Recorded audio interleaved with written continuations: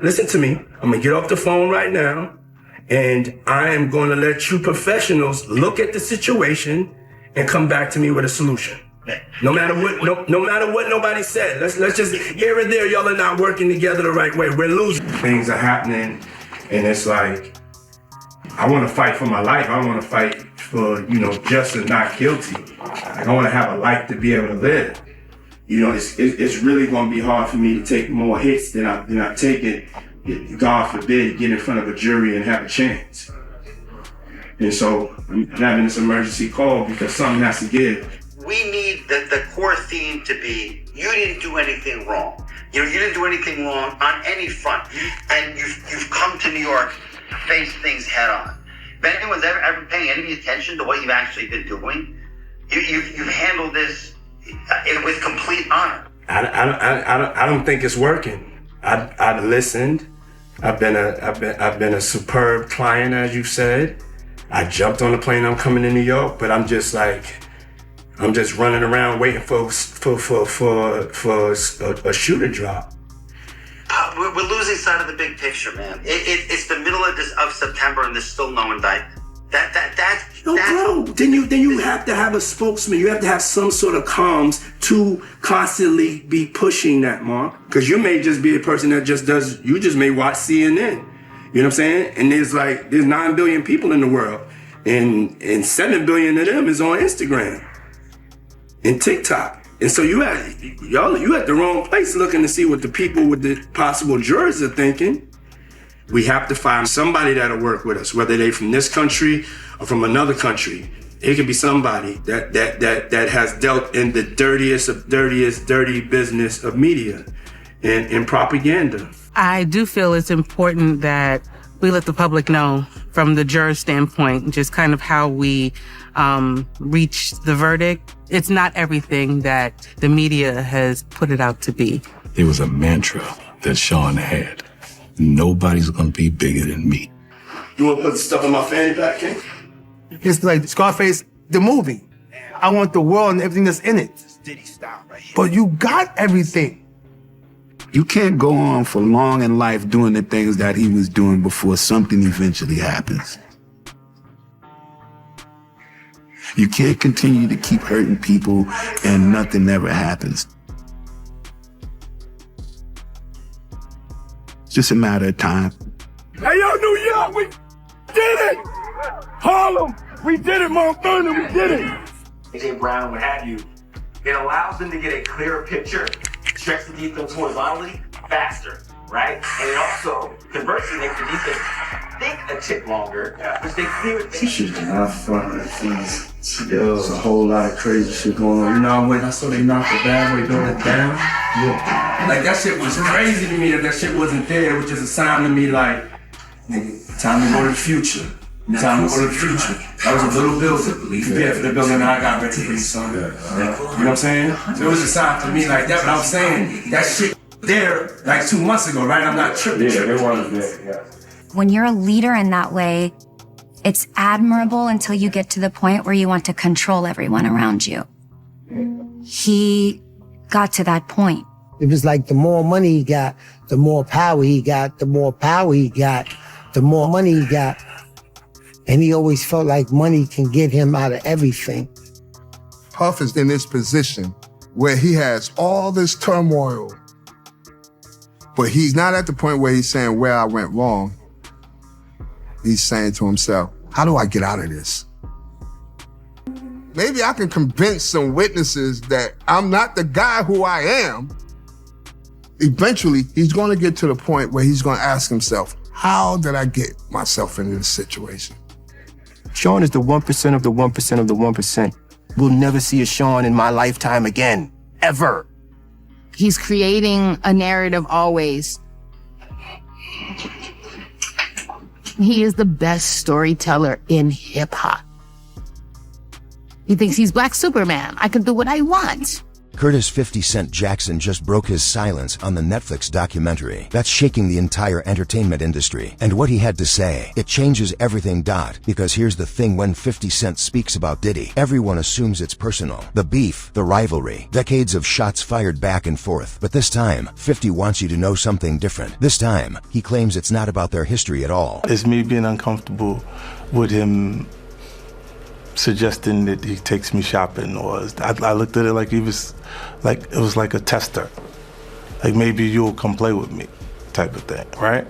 And it's not personal. He takes us back years before the headlines, before the lawsuits, to a moment that made him deeply uncomfortable. Diddy made comments, questionable comments, offering to take him shopping in a way that felt less like friendship and more like a test, a boundary being pushed, and that discomfort, it never left. But 50 is adamant his involvement in this documentary isn't driven by personal grudges or old wounds. At least, that's what he wants us to believe. So if it's not personal, what is it? According to 50 Cent, this is about something bigger. This is about defending the culture, protecting hip-hop from being dragged through the mud alongside one man's alleged crimes. He's drawing a line in the sand, saying this is not a trial of hip-hop, this is accountability for Diddy, and Diddy alone. And here's where it gets intense. 50 argues that staying silent would send the wrong message. That silence would imply the entire community condones this behavior, that the culture co-signs it. So he's speaking out, not as an enemy, but as someone who refuses to let hip-hop be stained by one person's actions. He wants the world to know. According to 50, Diddy himself will recognize the quality and influence of this film. Viewers are already calling it one of the best documentaries in years. The truth, 50 says, is presented so strongly in this film that there's no escaping it, no spinning it, no denying it. And then there's the footage that everyone is talking about. The 2016 hotel security video showing Diddy assaulting Cassie, punching, kicking, shoving, a brutal display captured on camera and now embedded in this documentary for the world to witness. Diddy publicly acknowledged this video. He took responsibility, but acknowledgement doesn't erase what millions of people have now seen with their own eyes. This clip has become the most damning piece of evidence in the entire case, a visual testament to alleged behavior that can no longer be hidden behind closed doors or settled in silence. But here's where the story takes another turn. Netflix didn't just obtain that security footage. They got something else, something explosive. Behind-the-scenes footage showing the complete dysfunction inside Diddy's own legal team. Picture this: Diddy, frustrated and furious, scolding his advisors. A defense strategy falling apart in real time. No coordination, no unity, just chaos. To me, I'm gonna get off the phone right now, and I am going to let you professionals look at the situation and come back to me with a solution. No matter what nobody said. Let's just, here and there, y'all are not working together. This isn't speculation or rumor. This is footage that somehow made its way into Netflix's hands, exposing a legal team in complete disarray. Naturally, Diddy's team is furious. They're claiming Netflix had absolutely no rights to use this footage. None. They argue the material includes private, personal moments, pre-indictment recordings, legal strategy discussions, and unfinished project material that was never meant for public eyes. Diddy's representatives are emphatic. No rights were transferred to Netflix. They say a payment dispute between third parties doesn't suddenly grant Netflix permission to air this content. They emphasize that none of this footage came from Diddy or anyone on his staff. So the questions linger. How did Netflix get it? And why was it used? The answer might lie in a conversation on The Breakfast Club, and it's messier than you think. Apparently, Diddy's usual cameraman was replaced with someone who wasn't being paid. And here's the legal wrinkle: this replacement's footage may not have been covered by the original agreements that protected Diddy's content. So if the footage wasn't legally bound to Diddy, it could have legally belonged to whoever purchased it. And that's likely how 50 Cent got access, which raises an even bigger question. Did 50 Cent deliberately exploit a legal loophole? In Diddy's darkest moment, did he wait for this vulnerability and then strike? Peter Rosenberg thinks so. He argues that 50 Cent has been waiting years, decades even, for exactly this opportunity. He takes us back to How to Rob, the song that put 50 on the map but also painted a target on his back. Industry figures tried to shut him out. Combined with street-level threats, it nearly cost him his life. But now 50 is successful, untouchable, powerful, and according to Rosenberg, he sees this documentary as payback, as fun, as something he can do without worrying about industry backlash or consequences. But somewhere in my soul, I think Diddy been holding on to this, looking for an opportunity to come for Diddy, since 50 put out How to Rob early.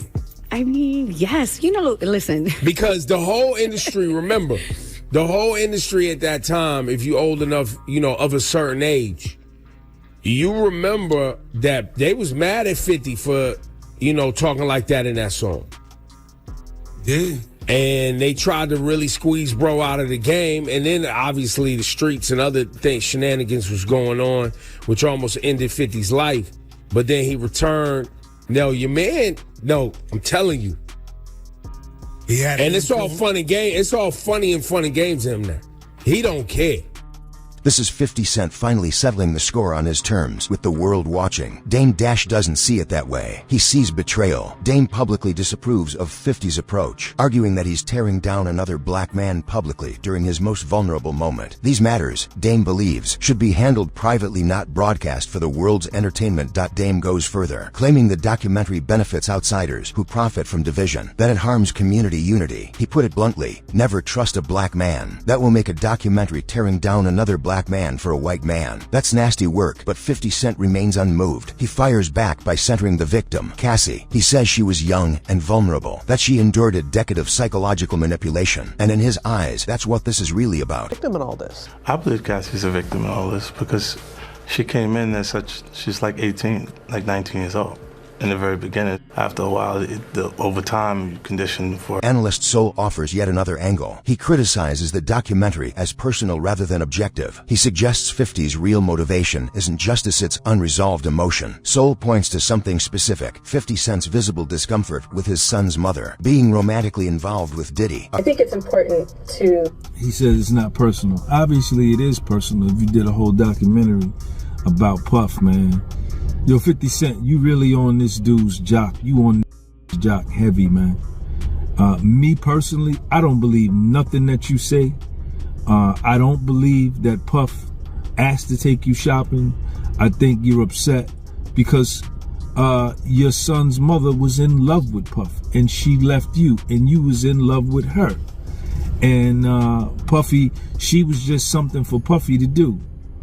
And I think you're upset with that, man. According to Soul, 50 is too focused on Diddy on a personal level, too invested, too emotional, and that clouds the documentary's credibility as an objective piece of journalism. So here we are. Regardless of disputes over footage rights, regardless of questions about motivation, this documentary highlights something undeniable. Serious allegations backed by visible evidence. The footage is public now. The testimonies are out there. The conversations about accountability and industry complicity are unavoidable. The question remains, is this a long-awaited reckoning for a powerful man who operated unchecked for too long? Or is this a personal vendetta disguised as justice? Maybe it's both. Maybe it's neither. But one thing is certain, this story has reached a point of no return. The truth is out, and everyone's watching. What do you think? Drop your opinion in the comments. And if you want to stay updated on this evolving story, make sure to like and subscribe.